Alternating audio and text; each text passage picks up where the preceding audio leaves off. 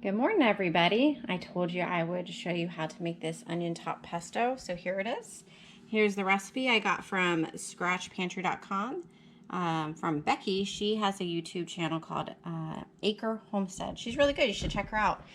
Here I have the green onions that I pulled from the garden that I had wrapped in a moist paper towel, and they stayed nice. So I'm going to cut the whites off, and we'll use just the greens. So you need salt, olive oil, lemon juice, garlic, Parmesan cheese, and walnuts. I'm going to toast these to give it a little bit extra flavor. Then you just pulse it all up together in there. Let's get done. All right, first I'm going to start with the walnuts so I can get those toasting while we prep the rest of the ingredients. So it calls for half a cup of toasted walnuts. So just a little bit extra won't do anything bad. I'm just going to put these in my little toaster oven.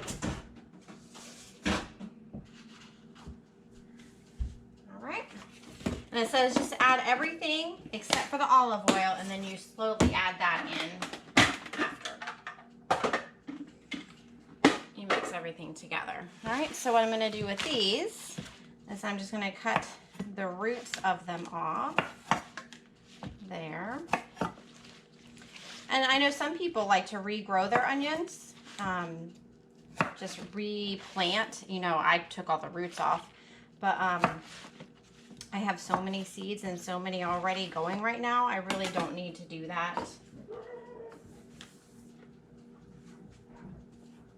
So then what I'll do is cut all the way up to, when I cut off the white part and just use the greens.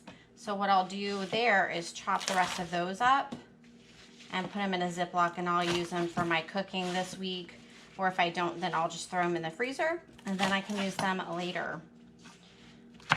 So I really love this on top of some toast, or if you don't eat toast, you know, you don't eat wheat products, you could just put it right on top of, you know, maybe an egg or a boiled egg or anything like that, or some rice pasta maybe if you don't eat wheat. So this is what I'll have to use up this week. I'm doing some stir fries this week, so I'll use these up this week later. So I'll just put them like that and chop them up when I need them. So then you just kind of do a little rough chop. It calls for about 6 cups. This is probably maybe a teeny bit less than 6 cups, but it'll work. Since you're going to put them in the food processor, you don't have to chop them up too much. But I need to go ahead and chop those up a little bit before I add the other ingredients, so they will get a little bit smaller. And then I'll have room to put in the other ingredients. Okay, I'm just gonna pulse it.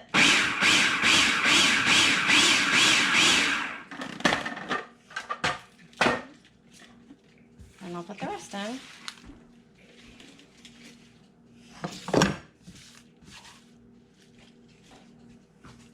This in here so I can move it around a little bit. I think it's pretty cool. There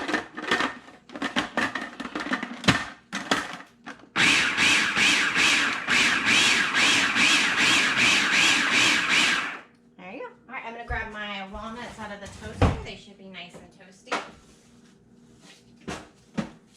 Yep, see, here they are. So I'm going to let them cool just a little bit before I add them in with everything else. All right, so next we need 3/4 cup of Parmesan cheese. I just use this I get from Sam's. You could feel free to use fresh if you like. I think this does fine.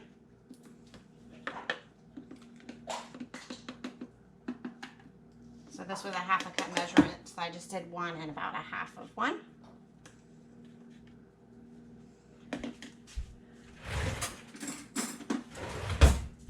Next we add garlic. It says about 3 cloves. So I think about 1 teaspoon is about 1 clove of this, but you all know I like garlic. In it goes. And we'll do a little bit of sprinkle of salt. And a little bit of lemon juice. It says about 1 tablespoon.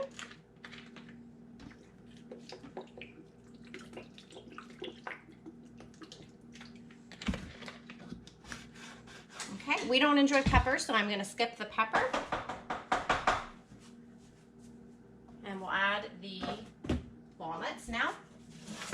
be cooled enough.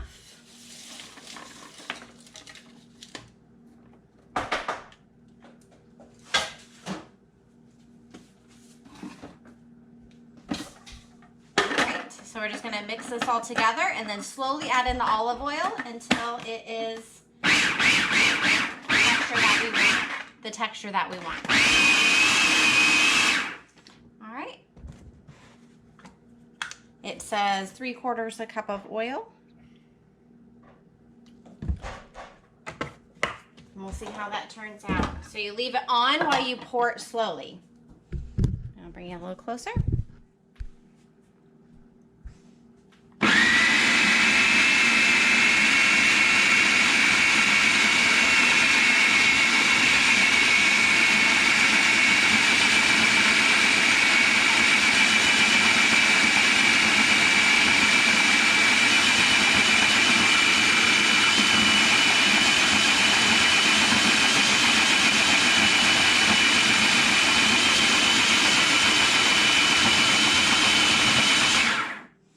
That looks like a good texture to me.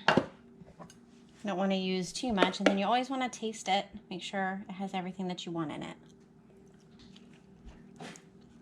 And that's perfect. All right, so what I'm going to do is just get like a little pint-sized jar, use an old lid, and put it in my refrigerator, and I'll use this up within the next couple weeks, or you can put it in your freezer, and it will last for a few months that way. All right, guys, well, it made up a little bit more than I expected. So I went ahead and filled this pint-sized jar here, and I left about an inch head space. So when you put it in the freezer, it will expand just a little bit so it won't blow up your jar. So I'm gonna put this in the freezer. I got an old lid here, and I just put a piece of tape on top and labeled it with onion top pesto and the date I made it. And this is what we'll use up this week with our eggs and stuff like that.